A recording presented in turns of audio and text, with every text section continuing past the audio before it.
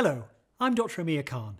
I'm an NHS doctor and today I'm going to show you how to collect your COVID-19 virus test sample. Let me tell you a little bit about what the test will involve before we go into a step-by-step process. We'll be asking you to swab the inside of your throat and nose, then place the sample inside of the tube provided and send it off to the lab to be processed. Please watch this video in full first. This is really important. So, before you begin, blow your nose to ensure that nothing interferes with the test. Then, wash your hands with soap and water for 20 seconds or use a hand sanitizer before you start. This is essential. For those of you in a car, place the kit on the seat next to you. For those of you at home, place the kit on a clean surface such as a table.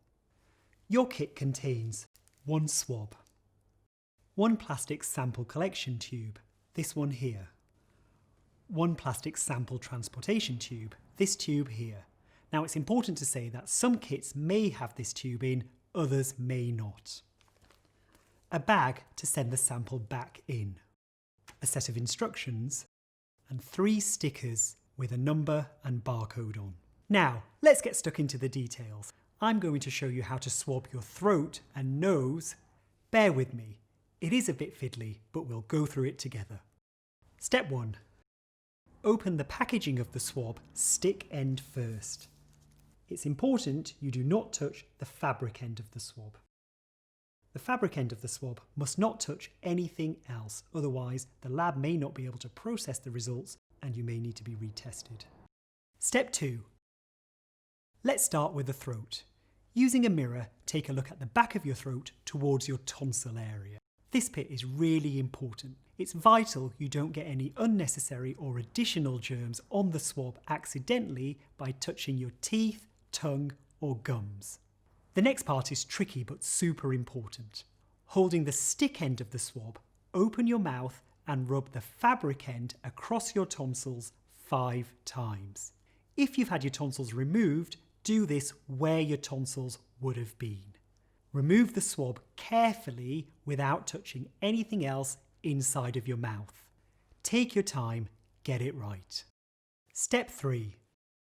Using the same swab as you did in your mouth, you now need to swab the inside of your nose.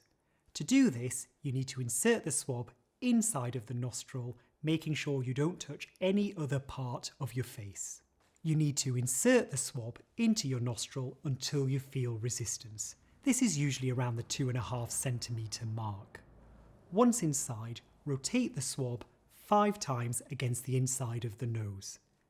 Keep holding on to the swab and do not let it touch anything else. It's really important that you follow these instructions exactly and do not let the fabric tip touch anything other than the inside of your throat and nose to give us the most accurate results. Step 4. Unscrew the cap of your sample tube.